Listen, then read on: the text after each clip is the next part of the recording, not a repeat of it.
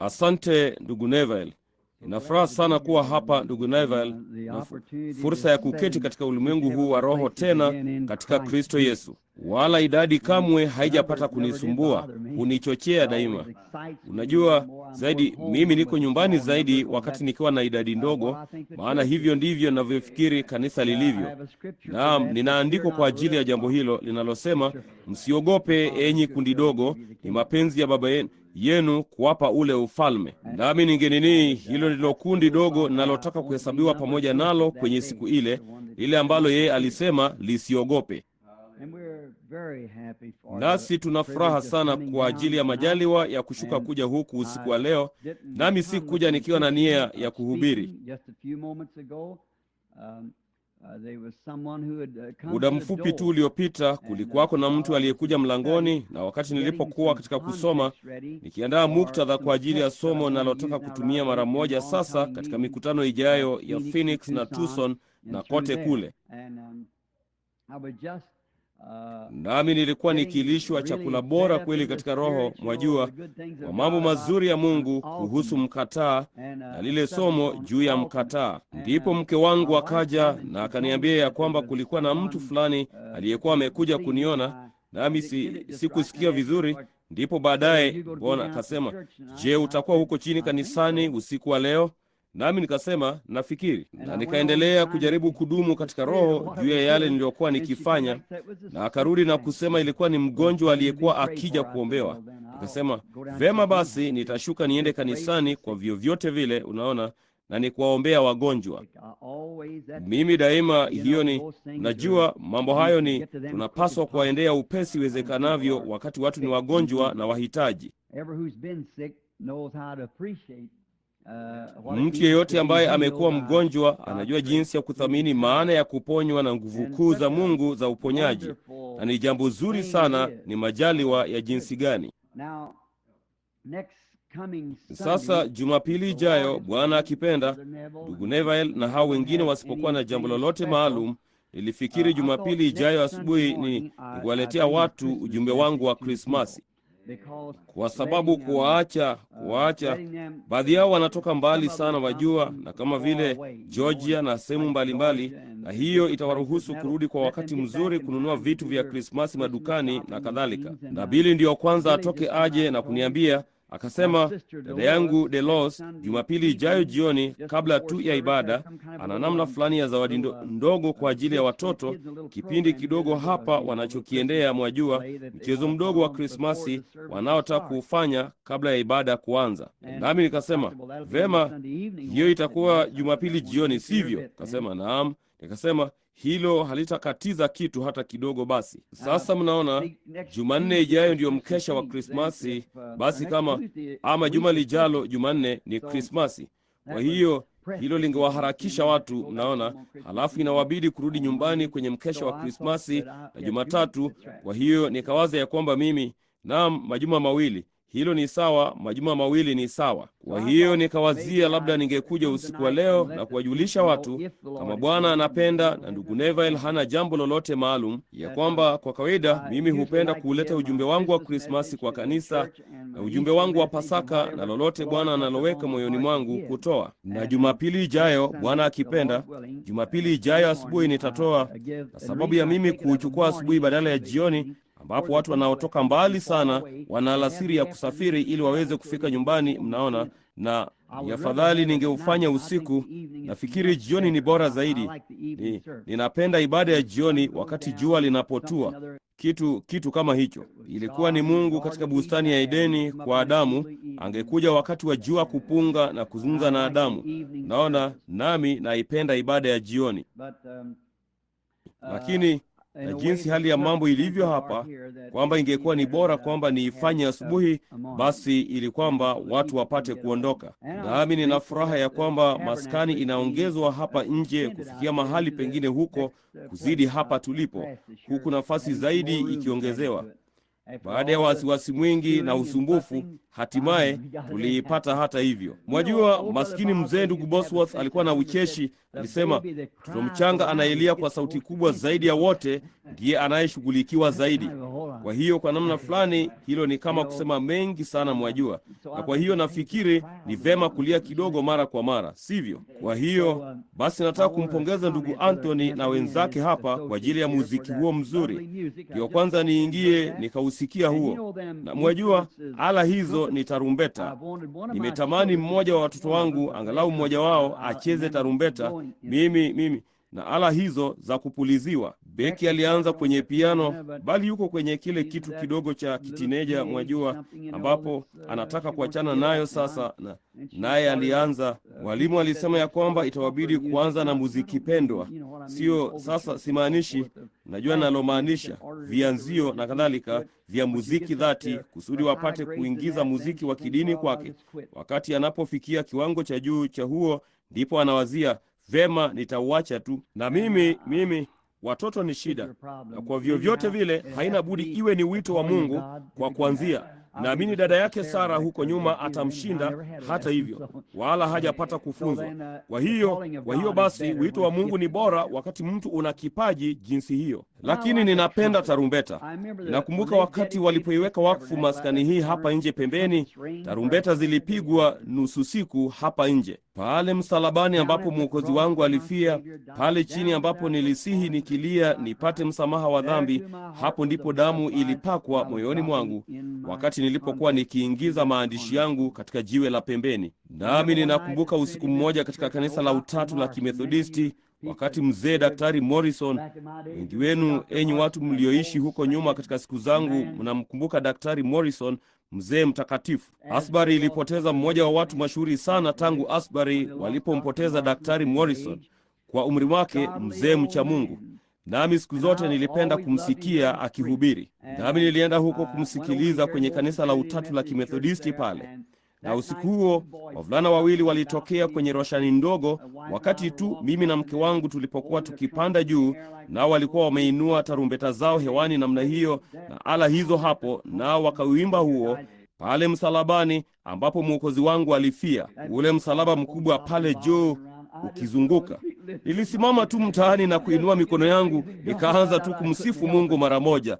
Nisingeweza kujizuia. Kuna namna fulani ya mhemko ndani ya Mkristo aliyezaliwa mara ya pili wakati inapodunda. Kuna jambo fulani halina budi kutukia, hakuna lingine. Mimi hakuna kitu kama Mkristo wa mtindo wa kale. Hiyo ni kweli. Nisingelibadilisha na chochote tukio langu. Nisingelibadilisha na utajiri wowote wa ulimwengu ama ulimwengu wote, wala na mfumo wote wa jua na yote, kwa yale Yesu amenifundisha kumhusu mwenyewe. Kuna mtu fulani ambaye huketi nasi kila wakati ninapotazama nyuma, moyo wangu huruka. Ni mtu ninayemwona kila ushirika hivi majuzi usiku, anatembea kwa mkongojo. Je, kuna mtu aliyepata kukuambia ya kwamba unafanana na Oral Roberts? Nawaambia kila wakati mimi, ni wangapi mmemwona Oral Roberts? Karibu ninyi nyote. Kama yeye hafanani na Oral Roberts, ilitokea tu niliangalia nyuma. Nami nafikiri yeye ni mkubwa kidogo kuliko Oral alivyo, lakini kuangalia tu jinsi anavyozichana nywele zake na paji lake la uso na maumbo yake, daima kwa namna fulani anaonekana ni mtu muungwana, anaketi kama Oral. Na kwa hiyo daima hufikiri ndugu Oral anaonekana tu kama yeye. Ndugu Oral anaanzisha namna fulani ya shule ya Biblia huko mahali fulani sasa, ninaamini, ama kitu kama hicho. Nilisikia habari hizo hivi majuzi. Ni kitu gani?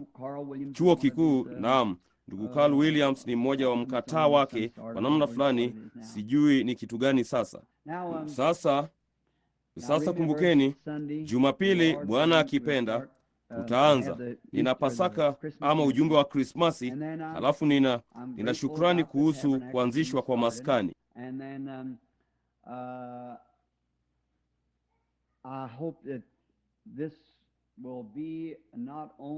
Na basi natumai ya kwamba hii haitakuwa ni ongezeko tu la idadi, bali itakuwa ni nyongeza ya neema ambayo Mungu atalikirimia kanisa letu, huduma yetu, nini yetu, sio huduma bali kusanyiko letu ambao tumekusanyika pamoja. Tunalipenda. Na ningetaka tu kusema jambo hili. Sitachukua muda mrefu, lakini nina mambo mengi ninayopaswa kusema, lakini sitayasema, ingechukua muda mwingi sana. Lakini ningetaka kusema jambo hili, ni jambo ambalo siwezi kulisema. Kuna mambo kila mtu anaelewa ambayo unajua, na ni katika jina la Bwana, hata hivyo huwezi kuyasema. Unaona, inakubidi kuyaweka moyoni mwako mwenyewe. Mnaona? Lakini tukio fulani ambalo linakaribia, limekuwa likikaribia kwa muda fulani, ambalo liko karibu kutukia,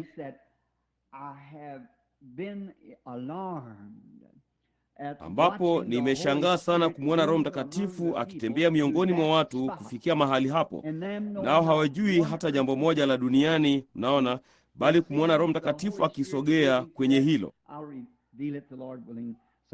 Nitalifunua, Bwana akipenda, wakati fulani unaofaa.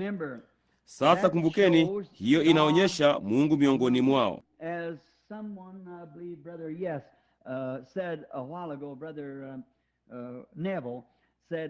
Kama vile mtu fulani, ninaamini ndugu alivyosema muda mfupi uliopita, ndugu Neville alisema ya kwamba Mungu hahesabu kutokuwa na utaratibu kati yetu, kukosa kwetu adabu machoni pake.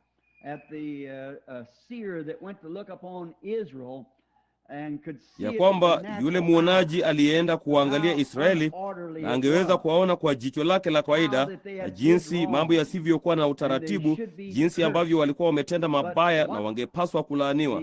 Lakini kile askofu huyo alichoshindwa kuona kilikuwa ni ule mwamba uliopigwa na ile nyoka ya shaba, unaona, ikifanya upatanisho. Kwa hiyo unaona, wakati Balaamu alipowatazama Israeli, aliona sababu ya kuwalaani, unaona.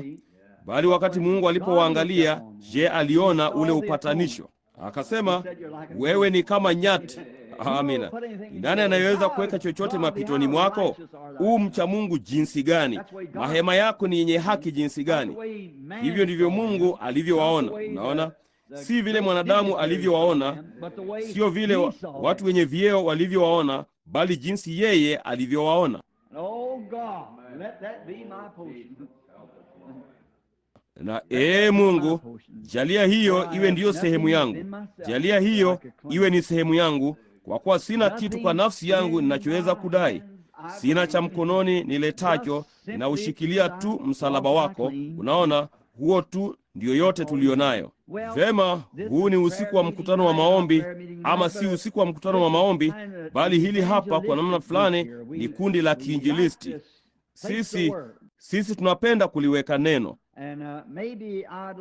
Na huenda ningetaka kuzungumza nanyi usiku wa leo kwa dakika chache. Wengi wenu ambao mngetaka kuyafungua maandiko, vema. Je, hivi mnajua jambo la ajabu? Hicho kimefunguka mahali penyewe kwenye fungu lenyewe nililotaka kusoma. Naam Bwana, ajabu. Hilo lilikuwa ni Wakorintho wa kwanza mlango wa 11. Na mihitasari niliyokuwa nimeandika hapa chini mahali fulani hapa ndani, ambayo nilikuwa nikiwazia kama naweza kupapata sasa, katika Wakorintho wa kwanza mlango wa 11. Hii hapa, papa hapa. Naam Bwana. Now, before we approach the word, let's approach the author. Who is the word? Sasa kabla hatujaliendea neno, hebu na tumwendee mwandishi, unaona, ambaye ni neno, tupate kuomba rehema na baraka zake tunapomsoma yeye ambaye ni neno. Na tuombe. O Lord God, full of grace and mercy,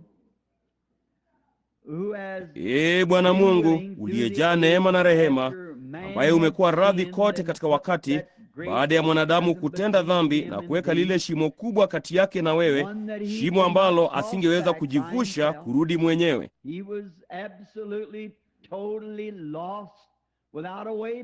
Yeye alikuwa amepotea kabisa kabisa, pasipo na njia ya kurudi. Lakini Mungu aliyejaa neema yote alikuwa tayari kuchukua kibadala mahali pake, ndipo akamrudisha. Hilo limeisisimua mioyo ya wote waliopata kukujua wewe Bwana, jinsi ambavyo katika upendo na neema yako kuu wewe ulichukua kibadala. Na kama vile ndiyo kwanza tumalize kulielezea Bwana, tunakitegemea kibadala hicho usiku wa leo, yule aliyekufa badala yetu sisi wenye dhambi, yule mwenye haki ambaye alichukua juu ya nafsi yake dhambi zetu. Tunamtumaini yeye. Sasa kwa uchaji tunakuja kwenye neno lake tukiwa na mioyo na vichwa vilivyoinamishwa katika uchaji na katika heshima na katika shukrani, na tukiomba ya kwamba wewe utatutumia usiku wa leo neema kwa Roho Mtakatifu na utatupa mkate wa uzima tunaohitaji kutudumisha. Unajua kile hasa tunachohitaji, nasi tunajua ya kwamba wewe umeahidi ya kwamba kama tukiomba tutapokea. Tungekumbuka usiku wa leo Bwana, wale wote tunaojua ni wagonjwa na wahitaji, kwamba watapewa neema ya Mungu kwa wingi mno.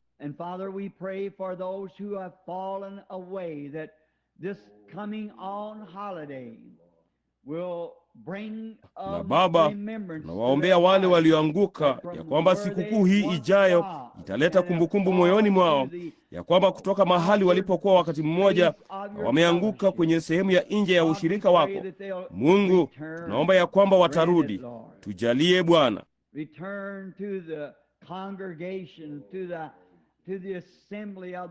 Warudi kwenye kusanyiko, kwenye kusanyiko la mzaliwa wa kwanza, warudi mahali palipo na neema na rehema na upendo na wema na uponyaji wa nafsi zetu, nia zetu na miili yetu. Tujalie Bwana. Libariki neno usiku wa leo. Tuimarishe sisi sote na utupe baraka zako tunapoomba katika jina la Yesu. Amina. Sasa kwa dakika chache tu ningetaka kuvutia usikivu wenu kwenye Wakorintho wa kwanza mlango wa 11 kifungu cha 23, 24 na 25.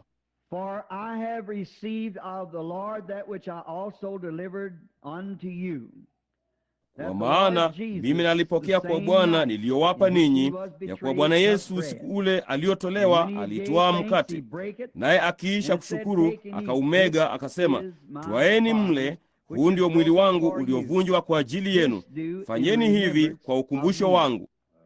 After the same manner also he took the cup, and when he had supped, saying, This cup is na the vivi New hivi Testament baada ya kula in my akakitwaa blood. kikombe akisema, This do kikombe you hiki ni as agano oft jipya as you katika drink damu it yangu. in Fanyeni remembrance hivi kila of me. mnywapo kwa ukumbusho wangu. If I should call this just a little text, Kama ningeweza kuliita hili fungu dogo tu la maneno ambalo ningetaka kulirejea, lingekuwa ni hili: kumkumbuka Bwana. it sounds like a night that or a message that should been preached on last Sunday. in the Linasikika Lord's kama Supper. usiku ambao ama ujumbe ambao ulipaswa kuhubiriwa Jumapili iliyopita kwenye meza ya Bwana, lakini nataka kuliendea katika mwelekeo tofauti kidogo tu kwa dakika chache, tunapokusanya mawazo yetu pamoja na katika kumwabudu Bwana. We could, of course, begin with the Lord's table. Tungeweza hakika kuanzia na meza ya Bwana, kwa sababu hapo ni mahali pazuri ambapo sisi sote tunapakumbuka, kumkumbuka Bwana kwenye meza yake, ambapo kwa kweli fungu hili la maneno linarejea kwenye hilo. But that's Paul said that we are to take the Lakini cup and hilo ni to kusema, drink, Paulo the alisema ya kwamba blood inatupasa and to kukinywea eat the kikombe holy hicho bread na in kuinywa remembrance, damu to na kula ule remember mkate wa what kosha he kwa ukumbusho, did for kukumbuka us. yale aliyotufanyia. And as you Na do it, mnapofanya you don't hivyo, want to make it just hamtaki a kulifanya ni jambo tu everyday la thing. kawaida la kila You want siku. to really Mnataka kweli come kuja remembering mkimkumbuka the Lord. Bwana. Mnaona, Remember that it was His grace and His mercy. kumbuka ya kwamba ilikuwa ni neema yake na rehema yake, na hiyo peke yake inayokupa tumaini la pekee ulilo nalo. No matter what you would ever do, there is nothing. Haidhuru ungewahi kufanya nini, hakuna kitu popote ambacho kinaweza kwa vyovyote kukaribia kile Kristo alichokufanyia. I have had a sad experience this Nimekuwa na week. tukio la kuhuzunisha juma hili, na hata hivyo ni lenye utukufu sana, ningeliliita. Ilimzika ndugu ambaye wakati mmoja aliketi pamoja nasi hapa, na wengi wenu mnaujua wakati huo. Ilikuwa ni ndugu yetu Rogers, mwenye fadhili, Basti Rogers kama tulivyomwita Everett, na ndugu Bankswood hapa na ndugu Sothman. Tulienda pamoja kwenye ibada ya mazishi. I took a ride in the snow out to the old place where I had first buried him. Nami niliendeshwa kwenye theluji mpaka mahali pale pakale nilipomzika kwanza, kama miaka 25 iliyopita. Wakati huo nilipomzika ilikuwa ni kwenye maji ya matope katika jina la Bwana Yesu Kristo. Tulipopitia kwenye lile daraja linalojulikana la kivuko cha maji mafupi cha Totten, nilikuwa nikizungumza na ndugu zangu na kusema, siku moja wakati mhudumu fulani wa madhehebu alipokuwa na hema kubwa pale, yeye alisema, maskini mloko na yule mdogo kule chini kwenye lile kanisa la Kibaptisti ambaye anawabatiza watu katika jina la Yesu Kristo. Akasema, kama mtu yeyote ambaye alipata kubatizwa jinsi hiyo, hata asingekaribishwa chini ya hema langu. Na kwenye wakati huo ilitokea kwamba walikuwapo baadhi ya watu wameketi pale waliokuwa wamebatizwa katika jina la Bwana Yesu, na huyo alikuwa ni ndugu George Wright na familia yake. Walinini tu, jambo pekee wangaliweza kufanya ni kutorudi. Kwa hiyo siku ile kwenye kivuko hicho cha maji mafupi, je, kwa namna fulani aliuacha kabisa mkutano wake. Alikuwa ameshuka kuja kutuangalia, nalo kusanyiko lake lilikuwa limesimama pale. Nami nikaenda mahali pale, na kulikuwa kumenyesha mvua pale kilimani, nayo mashamba ya matope yalikuwa yameingiza matope. Vijito vyake vidogo vilikuwa vimeufanya ule mto wa bluu kujaa matope. Niliingia majini kina cha kufikia kiunoni. Nami mmoja wa wadhamini ama mashemasi hasa akanipa Biblia, nami nikasoma mahali ambapo Petro alisema kwenye siku ya Pentekoste, tubuni kila mmoja wenu na mbatizwe katika jina lake Yesu Kristo mpate ondoleo la dhambi, nanyi mtapokea kipawa cha Roho Mtakatifu. Ilikuwa ni ile siku ambayo George Carter alikuwa amelala pale akijaribu kuinua mikono yake akiwa na uzito wa retili 60 na kitu tu. Alikuwa amelazwa kitandani muda wa miaka 9 na miezi 8 bila kusogea. Nao watu wake, kanisa alilokuwa mfuasi wake, lilikuwa limesema kama mtu yeyote hata akija kwenye mkutano wangu, wangefukuzwa kutoka kwenye ushirika wao kanisani. Na kwa hiyo ilikuwa ni jioni hiyo hiyo ambapo aliponywa mara moja. Halafu alitaka kubatizwa kama msichana mdogo wa Neil aliyekuwa sehemu za huko juu, ambaye nilikuwa nimeona ono, nanyi mnajua hadithi hiyo. Mikono yake na miguu imekunjamana, nami nikaenda katika ono na nguvu za Roho, nikamwekea mikono hapo, akatoka na akaponywa. Na kwa hiyo alikuwa mfuasi wa lilo hilo. Vema, lilikuwa ni kanisa la Methodisti. Huyo mhudumu wa Kimethodisti, ndugu Smith, ndiye aliyekuwa amesimama ufukoni pamoja na kusanyiko lake. Basi nikaanza kubatiza katika Biblia, ubatizo wa Kikristo. Yapata wakati huo nilipokuwa nimewabatiza watu 5 ama 6, mara ile mistari na foleni zikavunjika huko kilimani. Hili hapa kundi hilo la Methodisti linashuka moja kwa moja wakiwa wamevaa nguo zao nadhifu, wapate kubatizwa katika jina la Bwana Yesu. Na mmoja baada ya mwingine, akina mama wakiwa na nguo zao nzuri za hariri na mavazi ya kiangazi, wakipitia kwenye matope hayo, wakipangusa nyuso zao kwa machozi, huku rangi ya midomo ikisafishwa, wakija kukiri na kubatizwa. Na pamoja na kundi hilo, mtu mmoja mwenye nguvu, mabega mapana, kitu kama mtindo wa nywele wa GI, uso mpana, mtu aliyeonekana mshupavu, alienda pale amevaa suti yake nzuri ya sufu ya bluu, akasema, mimi pia nimejiamulia.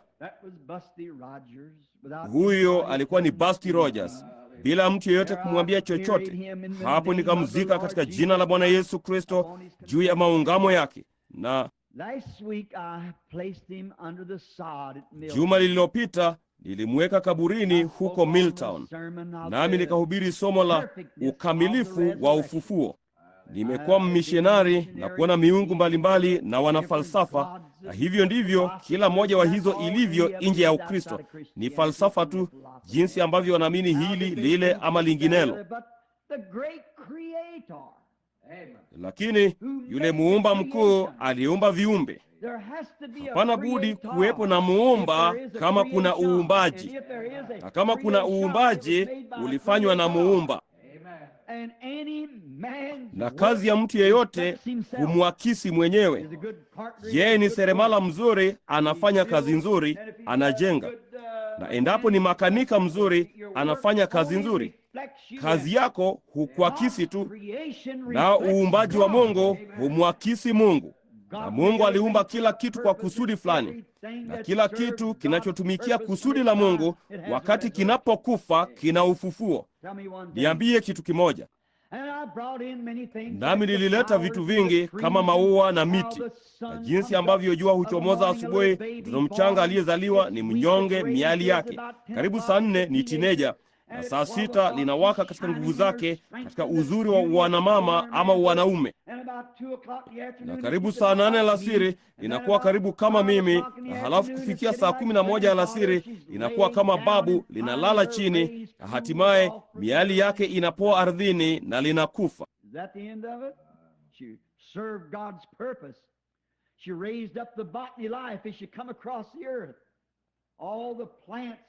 Je, huo ndio mwisho wake wakati linapotumikia kusudi la Mungu? Linafufuka tena kesho yake asubuhi na maisha mapya. Kila mti unafanya vile vile, chochote kile, kila kitu, mwezi, nyota, mfumo wa jua na sayari zake, kila kitu kinaahidi. Na kama mtu anatumikia kusudi la Mungu, kuna ufufuo hakika kama chochote kile. Jambo pekee linalopaswa kufanya ni Mungu anangojea tu wakati, kama vile anavyofanya sasa. Majani makubwa ndiyo kwanza yaanguke kutoka mitini, yameanguka hasa, ambapo mekundu, kijani kibichi, bluu, hudhurungi, rangi zote mbalimbali kote kwenye mapana ya nchi, ambapo viumbe vya Mungu vilikuwa chini yake vimekufa. Mungu alipanda tu shada lake la maua. Lakini yeye anajua wakati anapopanda shada la maua, una ufufuo katika msimu wa kuchipua. Ulimwengu hauna budi kuja tu huku katika mzingo wake, mpaka unaporudi moja kwa moja ukawa sawa na jua tena, nao utafufuka katika maua ya mazishi. Kama usiseme huu ndio mwisho, si zaidi ya vile majani yaliyo na rangi ya hudhurungi mtini yanavyosema huo ndio mwisho. Jambo pekee linalopaswa kufanya ni duara la majira ya Mungu kuelekea huku na huko mpaka kwenye wakati wa kuja kwa mwana wa Mungu.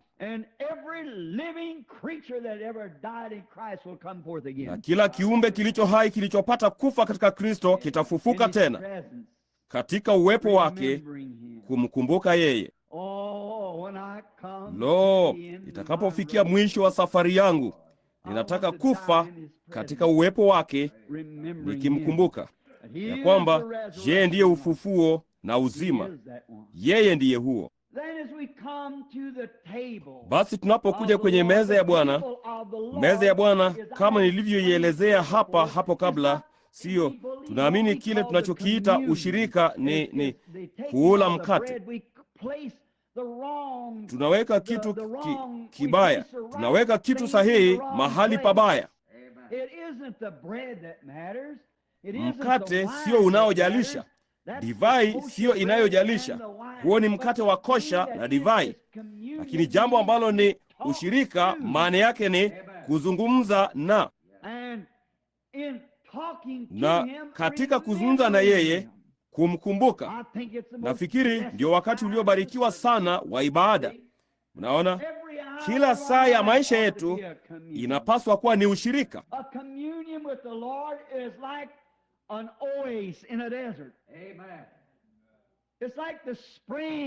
Ushirika na Bwana ni kama oasisi jangwani, ni kama chemchemi chini ya kidimbwi, mahali ambapo msafiri akipita anasimama na kuyanywa maji mpaka anakata kiu yake.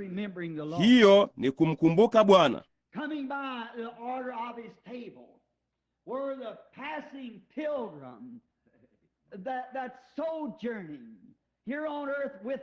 kuja kwa utaratibu wa meza yake, ambapo msafiri apitaye ambaye ni mgeni pamoja nasi hapa duniani pamoja, kwamba tunaweza kuja mezani pake, na hapo tuzinywee baraka zake na neema yake na neno lake, katika ushirika kwenye neno lake, mpaka nafsi zetu zenye kiu ziridhike.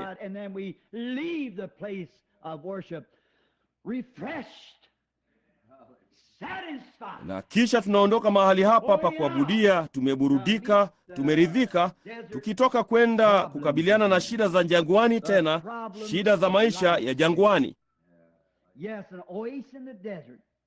Naam, oasisi jangwani, tukijiburudisha, tukijifariji wakati tunapoona kiu. Inapaswa kuwa na kila mwaminio.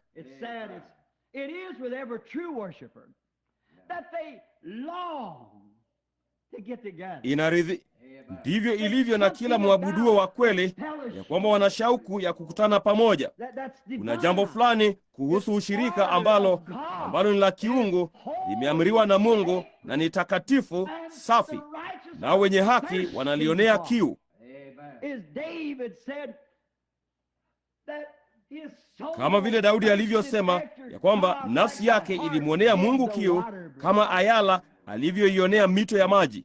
Maskini kulungu aliyejeruhiwa, ambaye mbwa mwitu walikuwa wameng'wafua kipande cha nyama kutoka ubavuni mwake, na kimeng'wafuliwa kutoka kwake, naye amesimama akihema na kuhadhari, ambapo akinusa kwa hisia aliyopewa na Mungu. Anaweza kunusa harufu ya maji kwa maili kadhaa, naye anakishikilia maskini kichwa chake hewani, huku uhai wake ukiendelea kutoka kwa kutokwa na damu. Naye anajua kama kamwe anaweza kuifikia ile chemchemi, ya kwamba anaweza kuishi. Hakuna mtu atakayemshika basi.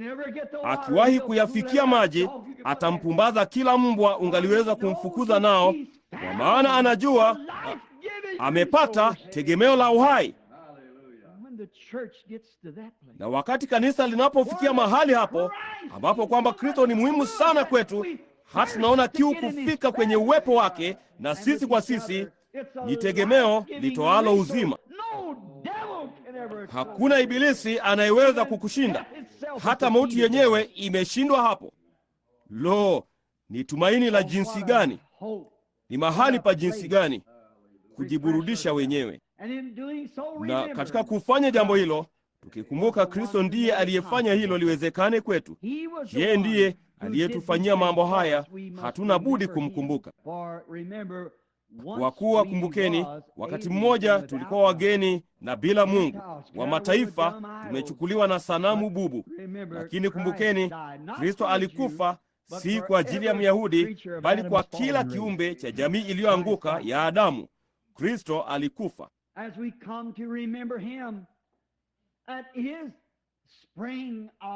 Tunapokuja kumkumbuka kwenye chemichemi yake ya ushirika, inapaswa kutukumbusha huko nyuma, wakati kama vile Israeli walipokuwa katika safari yao, nao wakaja hata hivyo kwenye wajibu wao hasa, wakiwa njiani kutoka Misri kuelekea kwenye ukombozi wao kwenye nchi ya ahadi, na katika kutekeleza wajibu wao waliishiwa na maji, na kila mahali palikauka palivyoonekana. Sehemu chini ya kila kilima ambapo panapaswa kuwa na chemchemi ya maji, hakukuwako na yoyote, nao walikuwa wakiangamia jangwani.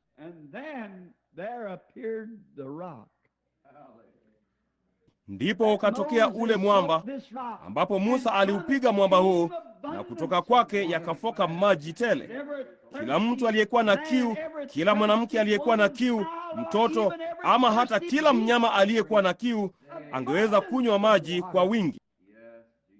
Kama vile Yohana 3:16, lile fungu la thamani sana la Biblia lilisema, kwa maana jinsi hii Mungu aliupenda ulimwengu hata akamtoa mwanawe wa pekee, ili kila aaminie, anayeamini, anayeshiriki, anayemkumbuka yeye, hata angamia, bali atakuwa na uzima wa milele.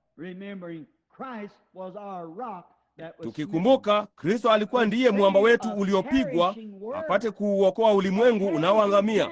mataifa anayeangamia, Myahudi anayeangamia, ulimwengu unaoangamia. Christ gave forth his life in the abundance that everybody that hungers. Kristo aliutoa uhai wake kwa wingi kusudi kila mtu aliona njaa na kiu. Alisema nabii, haya, njooni kwenye chemchemi, nunueni kutoka kwangu maziwa na asali bila thamani. Njooni kwa kuwa ni ushirika. Njooni katika ukumbusho wa Bwana. Naweza kuwazia juu ya kumkumbuka Bwana tena kwenye mahali pa faraja katika kile kisima kilichoitwa Beer la Hairoi, ambalo linamaanisha katika lugha ya Kiebrania kisima cha yeye aishie na anayeniona.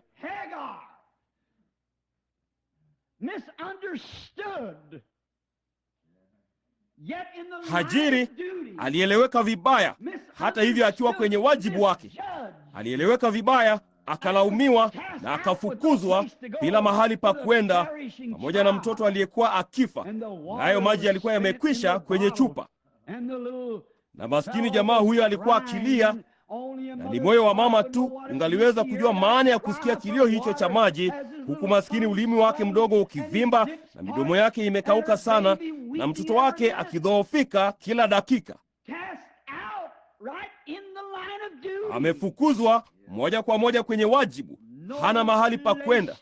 Mwenyewe alikuwa amekaa bila yoyote, hata akaminya tone la mwisho juu ya midomo yake iliyokauka sana, na kisha ile chupa ikakauka, naye akaiweka chini na kuondoka. Naye maskini jamaa huyo mdogo akililia maji, na alizidi kudhoofika na kudhoofika, na ni mtoto wake wa pekee. Hapana shaka, ila moyo wake usio na hatia ungelia, Yee Mungu, nimefanya nini? Nimefanya nini?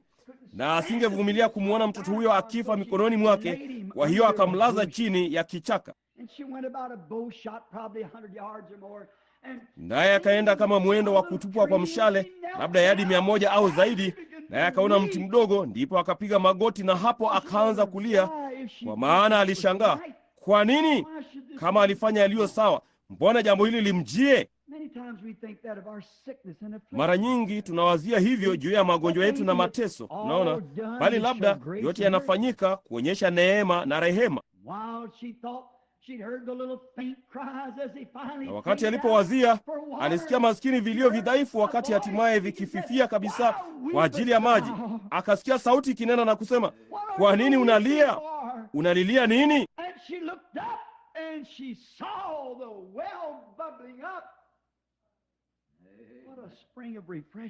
Ndipo akaangalia juu na akaona kisima kikibubujika. Ni chemchemi ya faraja jinsi gani!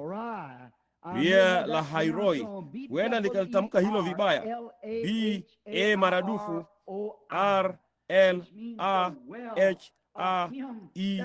R-L-A-H-A-E-R-O-E, ambalo maana yake ni kisima cha yeye aliye hai na anayeniona, je, asiyeweza kufa.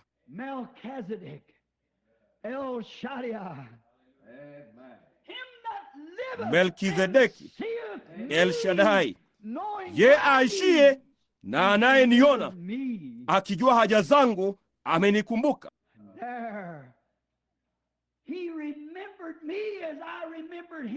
Na hapo akanikumbuka kama nilivyomkumbuka, nami ninajua ya kwamba je yu hai na amebubujika hapa jangwani, kisima hiki.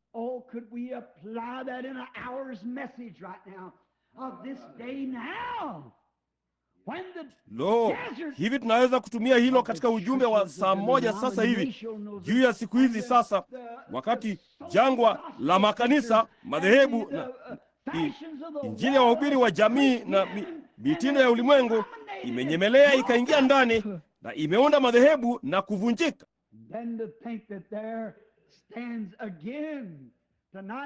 Na halafu kuwazia ya kwamba hapo panasimama tena usiku wa leo kisima cha yeye aishie na ananiona mimi. Hivyo ndivyo kumkumbuka Kristo unapaswa kumaanisha kwa mwabuduo. Naam.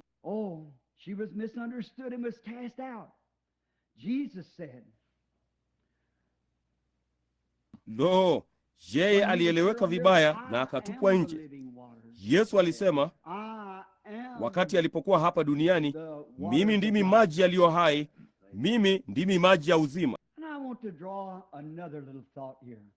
It comes to my mind.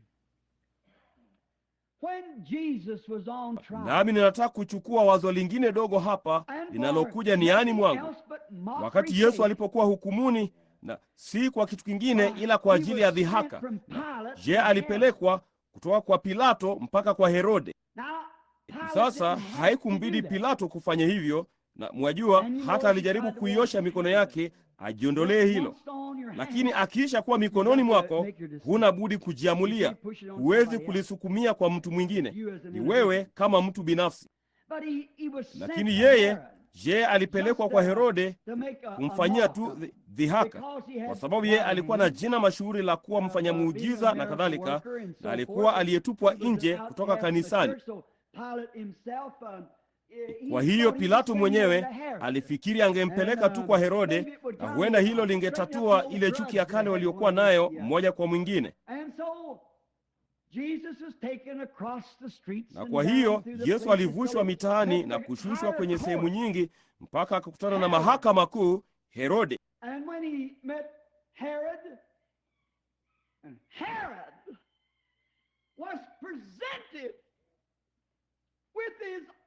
Na alipokutana na Herode, naye Herode akapewa nafasi yake ya pekee. Mtu anaweza kuwa mjinga kiasi gani? Laiti Herode angalijua ya kwamba hapo mbele yake likisimama ilikuwa ni timizo la kila nabii wa Kiebrania, la shauku, kiu ya ulimwengu, ambalo lilisimama mbele yake, timizo la kila mtu mwenye hekima na nabii aliyepata kunena.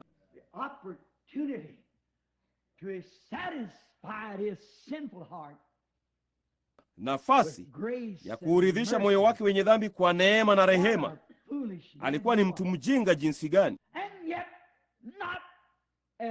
Na hata hivyo, si mjinga kiasi kama cha mtu leo hii ambaye anakabiliwa na kitu kile kile, kwa maana tumekuwa na muda wa miaka 2000 zaidi wa mafundisho yake, wa rehema yake. Lakini ni jambo la kijinga jinsi gani ambalo Herode alifanya wakati aliposimama mbele yake, wala kamwe hakumwomba neema na rehema. Kamwe hakuomba msamaha wa dhambi. Kamwe hakujua ya kwamba akisimama, sidhani mtu huyo alitambua ya kwamba hapo akisimama mbele zake alikuwa ni mtu kama huyo. Hebu na tuliache hilo lizame kwa dakika moja.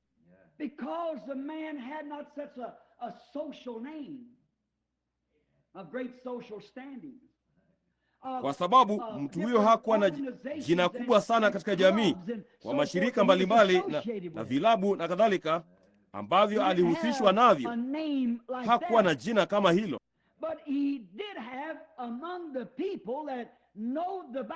bali alikuwa nalo miongoni mwa watu walioijua Biblia na kujua ahadi. Na hebu nilitilie mkazo zaidi, hao waliochaguliwa tangu zamani kwa uzima wa milele walitambua jambo hilo mara aliposimama pale. Lakini Herode hakuwa amejifunza jambo hili, hakulijua. Ni jambo la kuhuzunisha jinsi gani!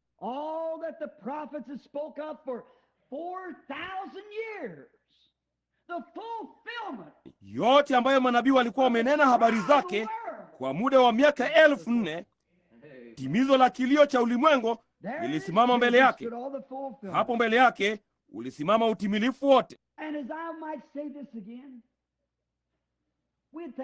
Na kama vile ningeweza kusema jambo hili tena, tungewazia yeye alikuwa ni mtu mjinga, maana alifanya uamuzi wa kijinga. Kwa kuwa mnaona, yeye kamwe hakumuomba rehema.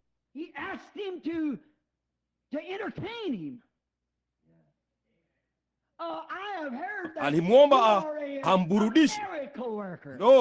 Nimesikia ya kwamba wewe ni mfanya muujiza. Aliomba burudani badala ya rehema.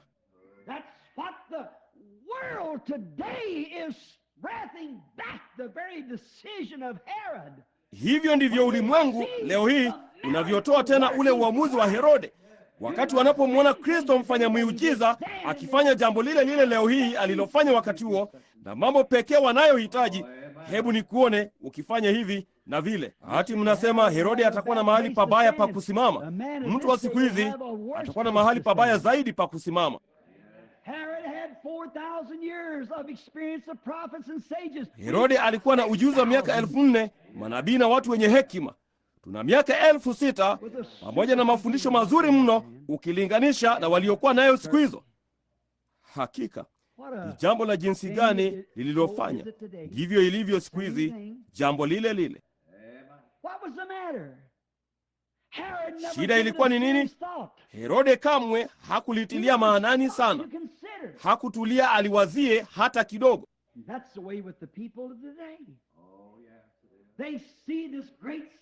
Na hivyo ndivyo ilivyo na watu wa siku hizi. Wanaliona jambo hili kuu limewashangaza sana, bali hawatulii muda mrefu vya kutosha. Wanajaribu kumsikiliza rabii fulani ama mwanatheolojia fulani anayelielezea vinginevyo kabisa. Na hata hivyo, jinsi ambavyo ninapowazia juu ya Jeffersonville, ni mara ngapi ningewafunika kama vile kuku angevifunika vifaranga wake, wala hamkutaka.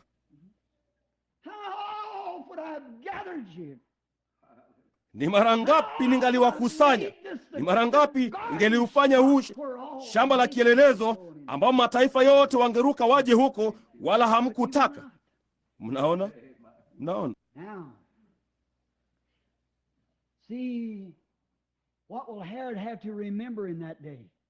Sasa unaona kile kitakachombidi Herode kukumbuka katika siku ile.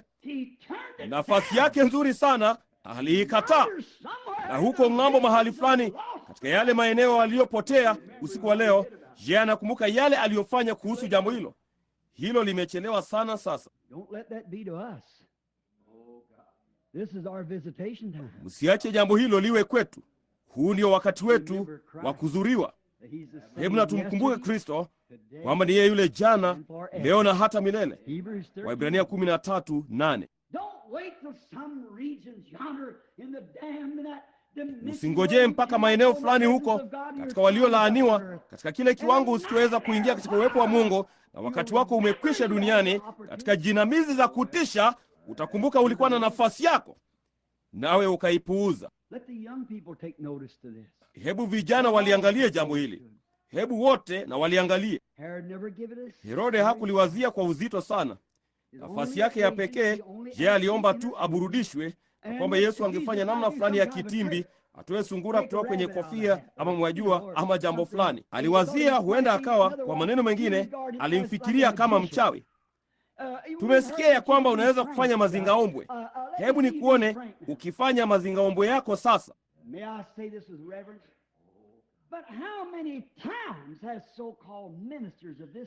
Na hebu niseme jambo hili kwa uchaji.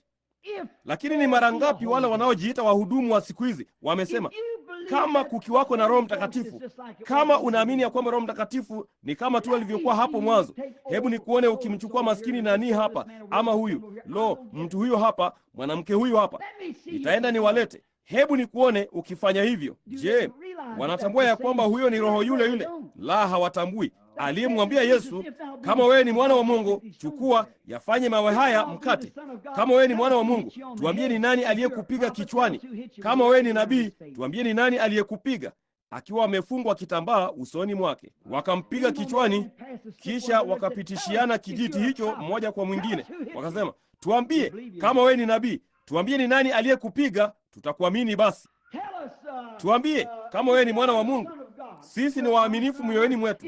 Kama wewe ni mwana wa Mungu, shuka mtini, nasi tutaamini wewe ni mwana wa Mungu.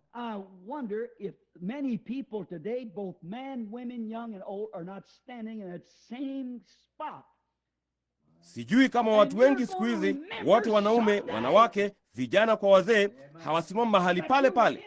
Nawe utakumbuka siku moja ya kwamba ulikuwa katika uwepo wake, kwenye chemichemi yake, nawe ulitaka kuona kitimbi, ama ulitaka kuona mazingaombwe ama chochote kile kingine.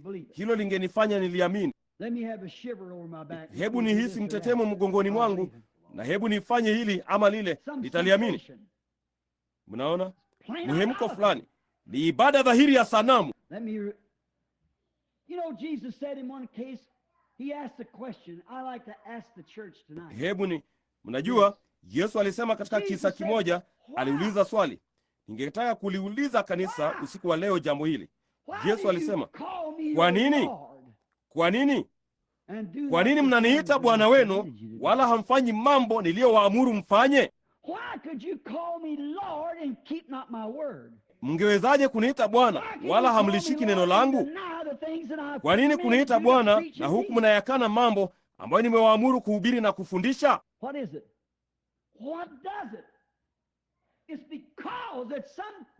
Ni kitu gani? Ni kitu gani kinachofanya jambo hilo?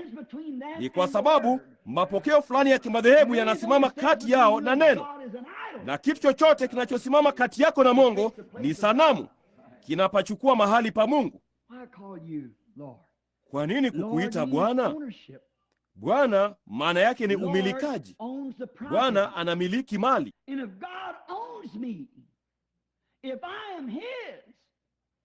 Na kama Mungu ananimiliki, kama mimi ni wake, na yeye alinigeuza siku moja wakati nilipokuwa kwenye njia mbaya, na akaniita kwa kusudi fulani, napaswa kufanya nini ila kutimiza mapenzi yake, kama yeye alivyomfanyia Paulo? Ninawezaje kufanya jambo lingine lolote mbali na kulitimiza neno lake? Kwa nini mnaniita Bwana? Ninataka kumwita jamaa mwingine hapa, tuone kumhusu. Vipi kumhusu Yuda? Kile anachopaswa kumkumbuka nacho. Nazungumza juu ya kumkumbuka Bwana.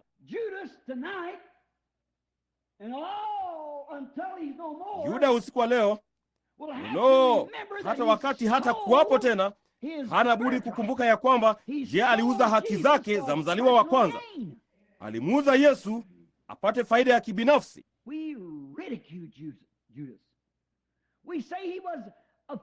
Tunamdhihaki Yuda. Tunasema alikuwa ni jamaa mbaya, mchafu, hastahili mahali popote ama jamii yoyote, hastahili kwenda mbinguni.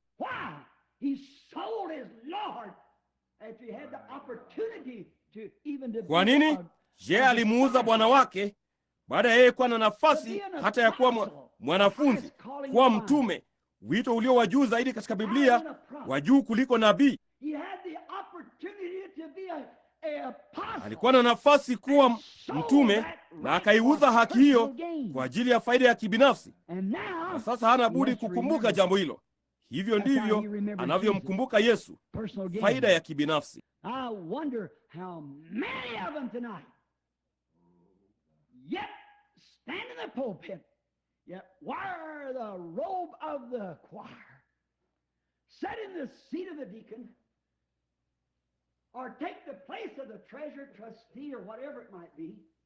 Nami sijui ni wangapi wao usiku wa leo bado wanasimama mimbarani, wangali wanavaa joho la kwaya, wanaketi kwenye kiti cha shemasi, ama wanachukua mahali pa mweka hazina, mdhamini, ama chochote kile, nafasi yake kanisani, ama mhudumu mimbarani, na wangali wanauza nafasi yao kwa ajili ya sifa ya kibinafsi.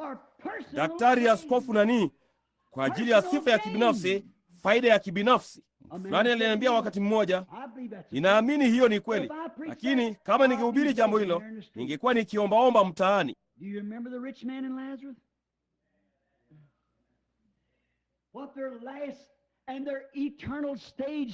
Je, mnamkumbuka yule tajiri na Lazaro, mahali pao pa mwisho na pa milele palipokuwa? Ingawa mmoja alikuwa ni ombaomba na huyo mwingine alikuwa ni tajiri, lakini picha ilibadilika siku moja na wote wawili waliweza kukumbuka. Kwa hiyo watu wanapiga makelele usiku wa leo kuhusu Yuda aliyemuuza kwa ajili ya faida ya kibinafsi, na wengi sana wanafanya jambo lile lile siku hizi, wanamuuza kwa ajili ya faida ya kibinafsi.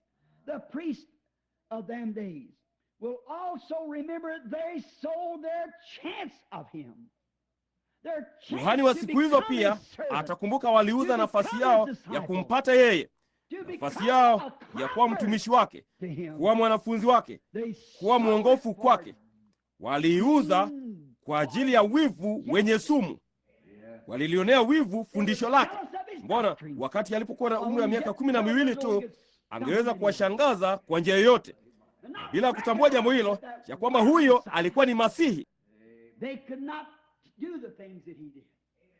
hawangeweza kufanya mambo aliyofanya, nao walihofu kwamba wangepoteza sifa zao mbele ya watu wa hadhi ya juu, nao wakaiuza nafasi yao. Nao wana hatia tu kama Herode alivyokuwa.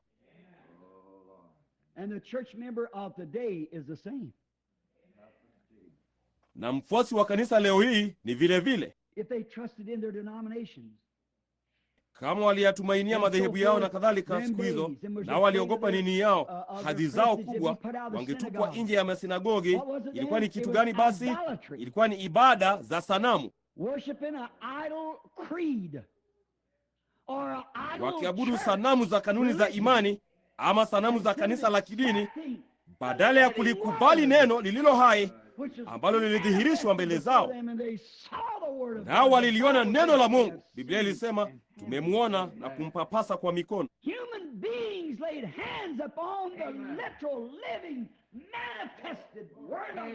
Wanadamu waliweka mikono yao juu ya neno halisi la Mungu lililo hai, lililodhihirishwa, na wakaachilia mapokeo na kanuni za imani zisimame kati yao. Kuosha viungu na sufuria, kitu kichafu jinsi hiyo, kisimame kati yao na Mungu aliye hai. Naam. What was it? They were prejudiced. They were prejudiced against his clean. Ilikuwa ni kitu gani? Walimchukia. Waliichukia injili yake ya maandiko iliyo safi kabisa, iliyo dhahiri, aliyokuwa akifundisha neno la Baba. Walimwonea wivu, walimchukia. Na mradi tu ana kumbukumbu ambapo wakali kuzimu watakumbuka, hivyo ndivyo watakavyokumbukwa. Hivyo ndivyo itakavyowabidi kumkumbuka. Unasema, lo, hao walikuwa ni Mafarisayo.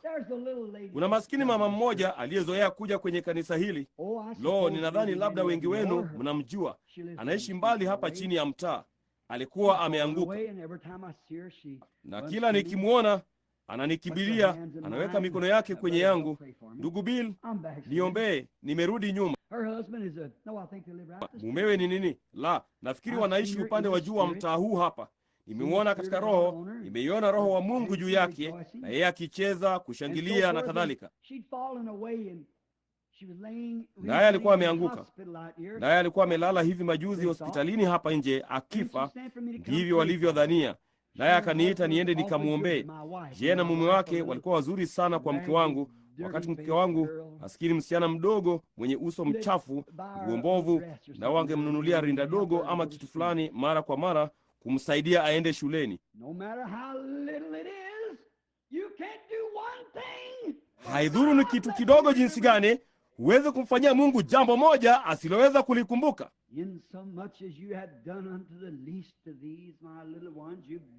Kadri mlivyowafanyia walio wadogo wa hawa watoto wangu, mmenitendea mimi.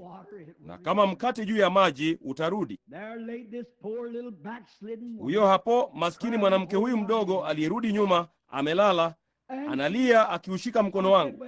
Na yeye, nikasema, vema dada, nitakuombea. Na kwenye kitanda cha pili kutoka kwake palikuwapo na mwanamke amelala pale na mikono iliyokunjamana akiniangalia, na mwanawe mdogo ameketi karibu naye, kadri ya umri wa miaka 20, anayeonekana kama Riki wa kisasa. Kwa hiyo sio kudharau endapo jina la mtu fulani ni Riki, bali ninamaanisha hiyo ni, kama hujapata kusikia jina kama hilo katika siku zilizopita, Elvis na Riki, na ni jina tu la wakati huu. Mnaona, kama una mtoto anaitwa hivyo, mwite jina lake la katikati hivyo, ama mpe moja. Ndipo wakati alipokuwa ameketi pale namna hiyo, nikaangalia huko, kisha nikaanza kuinamisha kichwa changu, nami nikamwona ameangalia nini sana. Akasema, ngoja kidogo, rudisha pazia hilo.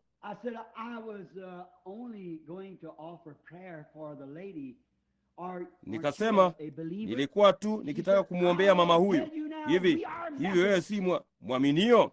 Akasema, nitakuambia sasa, sisi ni Wamethodisti, nasi tunakutaka ufunge pazia hilo. Ndiyo mama. Ndipo nikafunga pazia.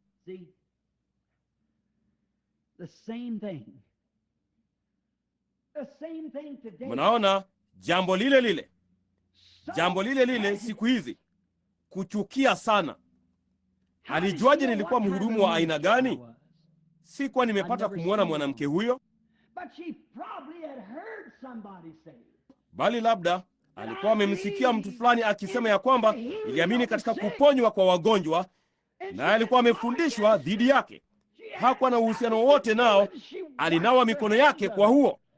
Alihofu lingemwangukia. Usiwe na wasiwasi, halitamwangukia.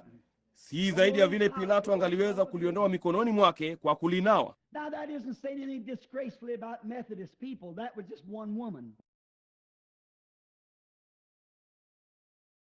Sasa hilo si kusema lolote la kuwatweza wa Methodisti. Huyo alikuwa ni mwanamke mmoja tu. Unaona, huenda ilikuwa tu ni msimamo wake. Sidhani wa Methodisti wote wangekuwa namna hiyo, maana nimewaombea wengi wao. Wao huniita niwaombee, na ishara na maajabu yamefanywa miongoni mwao.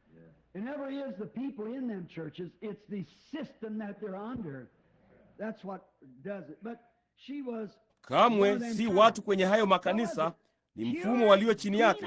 Huo ndio unaofanya jambo hilo. Lakini alikuwa mmoja wa aina hiyo. Ilikuwa ni kitu gani?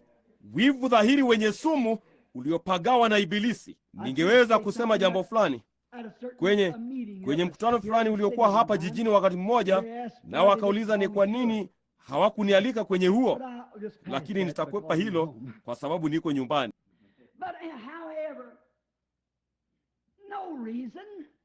Lakini na hata hivyo hakuna sababu, ni wivu tu, ni kanuni za imani, ni ibada za sanamu. Jinsi ambavyo tungetaka kumkumbatia kila mtu, bali wakati unapotengwa, Yesu alitaka kufanya jambo hilo. Kumbukeni, siku moja huna budi kukumbuka jambo hilo, huna budi kulikumbuka.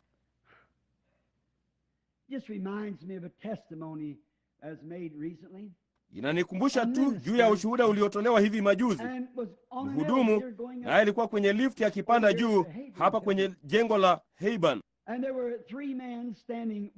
na kulikuwako na watu watatu wamesimama pamoja na mhudumu huyu kwenye lifti hiyo, na wao hawakujua mtu huyu alikuwa ni mhudumu. Nadhani hawakujua.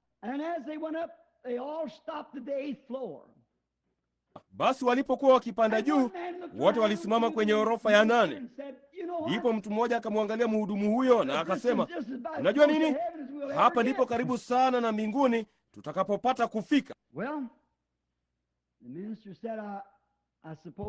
Vema, huyo mhudumu akasema, nafikiri umesema kweli.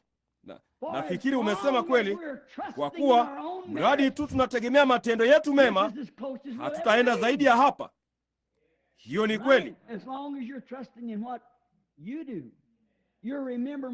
Mradi tu unategemea yale ufanyayo, unakumbuka yale uliyofanya.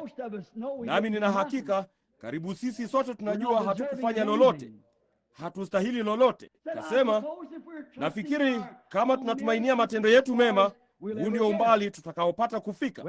Vema, kama tunatumainia, huo ndio umbali tutakaofikia. Lakini ningetaka kusema jambo fulani.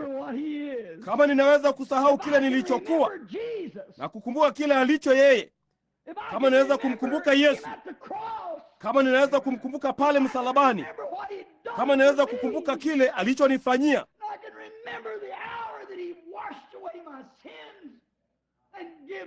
na ninaweza kuikumbuka ile saa aliyoziosha dhambi zangu na kunipa Roho Mtakatifu kuniongoza, basi nainuliwa juu ya kila kitu kinachoishikilia dunia hii. Nainuliwa juu ya kila kitu cha duniani kufikia ulimwengu wa roho katika Kristo Yesu, ambapo ninaweza kufanya ushirika pamoja na yeye. Huko katika uwepo wake, nikisahau kile nilichopata kuwa, nikisahau dhambi zangu zote na kila kitu, kwa sababu ziko kwenye bahari ya usahaulifu. Nikisahau mambo yangu yote ya hapo nyuma, nikisahau kila kitu na kukumbuka ya kwamba yeye alinifanya wake mwenyewe kwa mauti yake mwenyewe, alipachukua mahali pangu. Na mimi ambaye sikuwa na haki ya kwenda mahali popote ila jehanamu, yeye alipachukua mahali pangu na kuniinua kutoka jehanamu. Alienda kule kwa ajili yangu.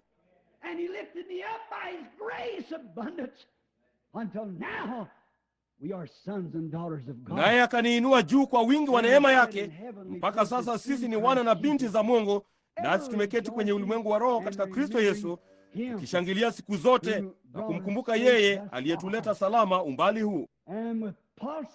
na tukiwa na imani inayodundadunda mioyoni mwetu, ikitusukuma, na kwa neema yake atanichukua. Na kwa macho ya imani ninayaona maandiko yake yakitimia. Wote aliowajua tangu awali amewaita, wote aliowaita amewahesabia haki, na wote aliowahesabia haki amewatukuza. Kwa hiyo kwa wazo hili ninasimama katika kusanyiko la watu alipo Roho wa Mungu, nasi tumeinuliwa juu kuketi katika ulimwengu wa roho katika Kristo Yesu, tukiutazamia wakati ambao umbo hili potovu la maisha ya kibinadamu ambalo linakupiga moyo kwa kibinadamu, na ambako hakuna budi kukoma siku moja, ambapo litabadilishwa na kupewa moyo wa roho utakaodunda katika wakati usio na mwisho, ulio bora zaidi ya huo, usio na magonjwa, usio na huzuni, usio na uzee wala chochote. Kumbukeni Yesu. Wakati lile balasi linapokuwa tupu pale nyumbani, wala hakuna unga mwingine, mkumbuke Yesu. Wakati daktari anaposema hakuna uwezekano mwingine, mkumbuke Yesu. Wakati ibilisi anapokujaribu, kama tunavyoimba wimbo wetu wa kufumukana, majaribio yakituzunguka, itia jina hilo katika maombi. Kumkumbuka Yesu. Ukikumbuka ya kwamba yeye atakuja tena. Yesu yeye yule aliyeondolewa kwetu atarudi tena vile vile kama tulivyomwona akipaa mbinguni. Kumbukeni, yeye atarudi kwa ajili ya wale walio wake.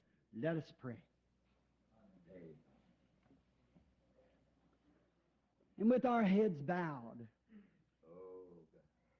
and with this little broke up message na tuombe, na huku vichwa vyetu vimeinamishwa, pamoja na ujumbe huu mdogo ulio katika ukiwa ungali moyoni mwako. Je, ungemtaka akukumbuke sasa? Kama ungetaka, inua tu mikono yako na mambo maalum. Bwana, nikumbuke, kama mshairi alivyosema, nikumbuke wakati machozi yanapotiririka. Our most holy Father, we have immensely enjoyed the presence of the Holy Spirit as he has shown to us the word of life.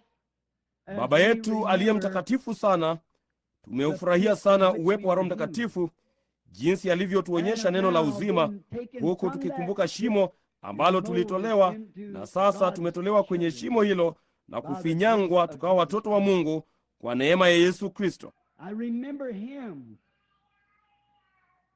when a doctor looked in my face. Ninamkumbuka And said it's just a wakati daktari alipoangalia usoni mwangu na kusema ni dakika chache tu zaidi.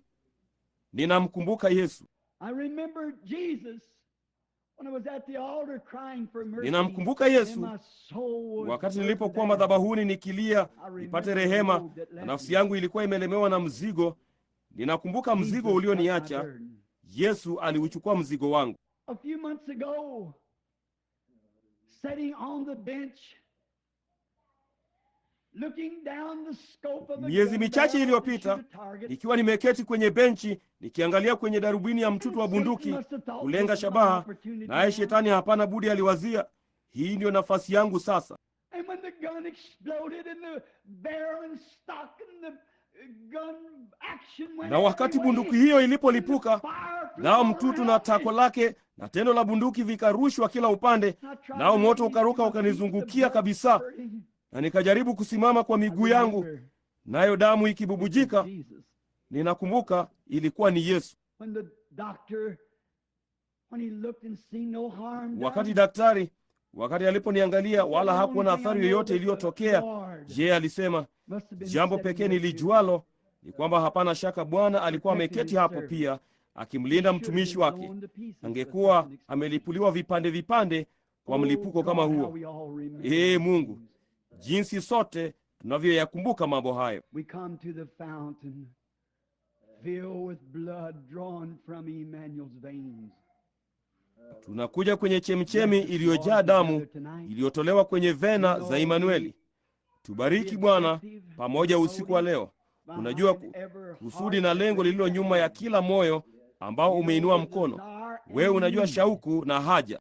And as your servant, Lord, Na kama mtumishi wako Bwana, naja pamoja nao na juu kutoka kwenye maskani hii sasa, kwa imani tunaenda kupita mawingu na mwezi na nyota na kilimia cheupe, na sasa tunafika kwenye uwepo wa Mungu, na mbele yangu imetandazwa madhabahu ya dhahabu.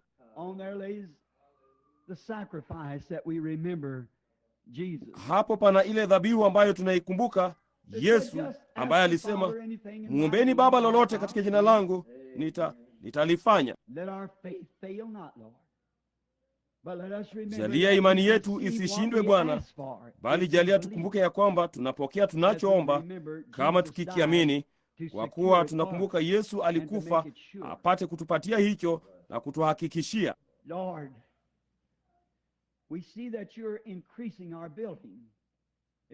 Bwana, tunaona ya kwamba unalipanua jengo letu. Ni wewe uliyetufanyia jambo hili, ambaye ulitupa upanuzi huu wa kanisa.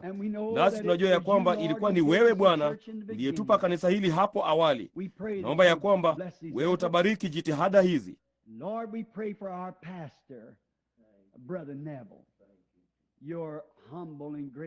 Bwana, tunamwombea mchungaji wetu ndugu Neville, mtumishi wako mnyenyekevu na mwenye fadhili, mwaminifu.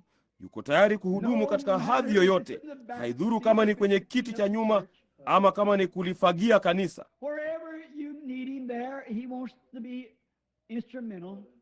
Popote unapomhitaji, hapo anataka kuwa ni chombo kukutumikia popote umwitapo. Tunaomba Mungu ya kwamba utambariki.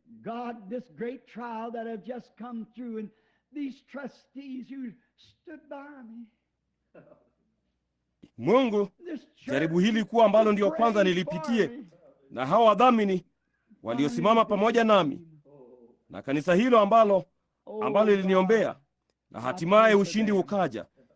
Mungu, nawaombea, nawakumbuka pia Bwana, nami nina hakika wewe unawakumbuka. Nakumbuka jinsi umekuwa ni baraka kwetu. Pia tunalikumbuka neno lako ya kwamba kamwe huwezi kutuacha wala kutupungukia. Umri mkubwa hautakuwa na uhusiano wowote nalo, wewe ungali utatukumbuka. Wakati ulimwengu hautakuwako tena na wakati utaishia kwenye umilele, imeandikwa kitu kama hiki: je, mama angeweza kumsahau mtoto wake anyonyaye? Kamwe siwezi kuwasahau. Mmechorwa kwenye vitanga vya mikono yangu. Ile misumari ambayo iliyachora majina yetu, tunajua ya kwamba wewe unatukumbuka Bwana. Na hebu uwe katika kumbukumbu zetu za upendo mwingi sana siku zote, kama mwokozi wetu, mponyaji wetu, mfalme wetu, mpenzi wetu, uzima wetu, mwanga wetu wa jua, yote katika yote kwetu, ile chemchemi isiyoisha ya neema ya Mungu na upendo kwetu sisi wanadamu tulioanguka wa familia ya Adamu.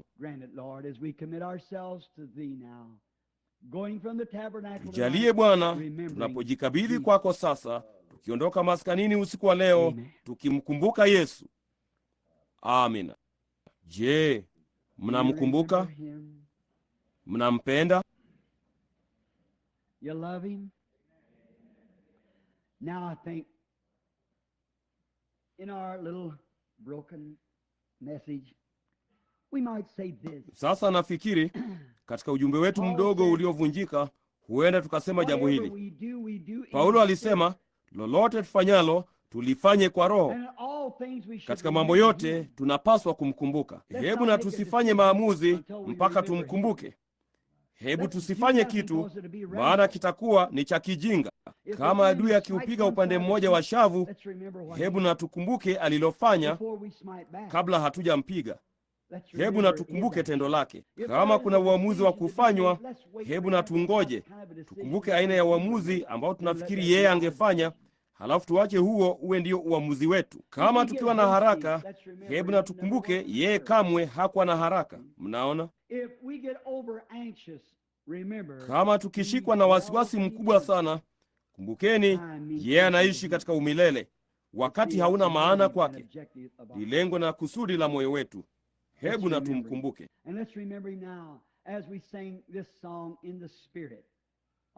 Na hebu tumkumbuke sasa tunapoimba wimbo huo katika roho wa uwepo wake. nampenda. Kama ukidumu katika upendo, unaishi ndani ya Mungu, kwa kuwa Mungu ni upendo. Wale wanaoishi ndani ya Mungu wanaishi katika upendo. Mnaona? Wala upendo hauna chuki. Upendo hauna wivu. Upendo hauna majivuno. Upendo hautendi mabaya. Upendo daima ni mnyenyekevu, mtamu, husamehe, ni mwema. Haidhuru hao wengine wamekasirika vipi, upendo unabaki wenyewe. Upendo ni mkataa wa neema. Upendo ni mkataa wa Mungu kwetu. Baada ya karama zingine zote na kadhalika kutoweka, unabii wetu, ndimi zetu, fasiri zetu, yote tuliyopata kufanya ama chochote kile, upendo unapoingia, huo ndio mkataa. Umepita vyote, maana mengine yote hushindwa.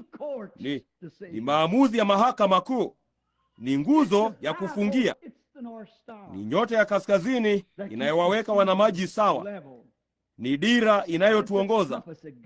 Upendo ndiyo mkataa. Hebu na tukumbuke jambo hilo tunapoimba nampenda, nampenda,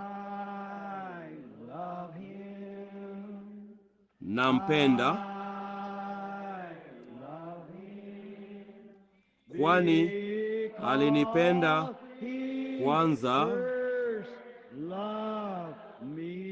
na kununua wokovu wangu mtini Kalvari.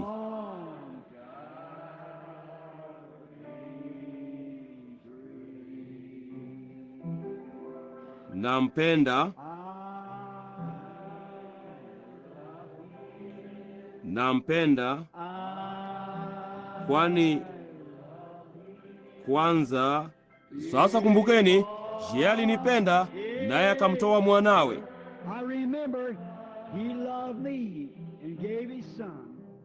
Na kununua wokovu wangu mtini Kalvari. Sasa wakati dada yetu akituchezea wimbo huu,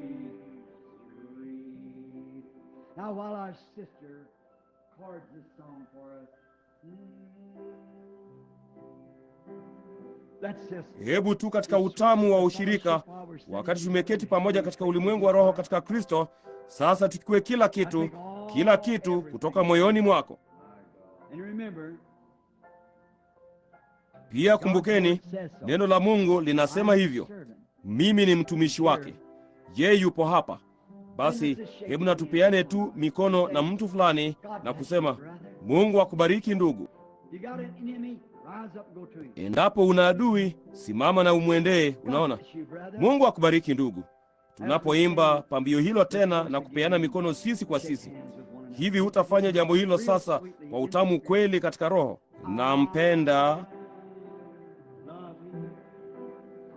Mungu akubariki ndugu Roy. Mpenda, kwani nipenda kwanza na kununua wokovu wangu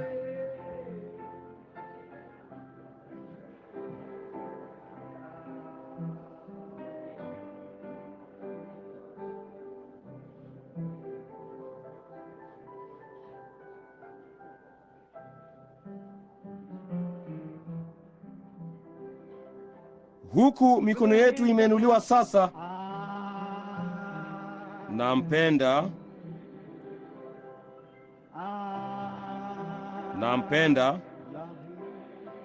kwani mkumbuke Yesu.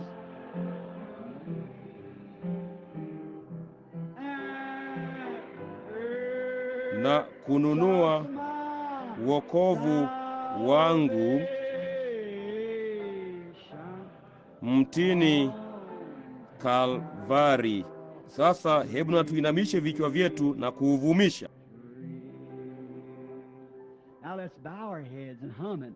Kumkumbuka Yesu. remembering Jesus. Alinipenda kwanza.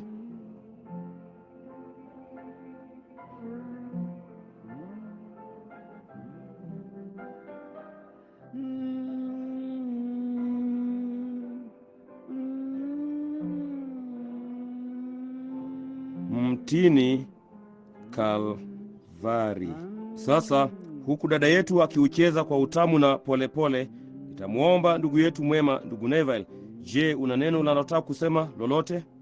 Vema, nitamwomba ndugu Collins huko nyuma, maskini ndugu yetu hapa mwaminifu, mmoja wa washiriki wenzetu, kama angeweza kuturuhusu tuondoke katika maombi, wakati tukiinamisha vichwa vyetu.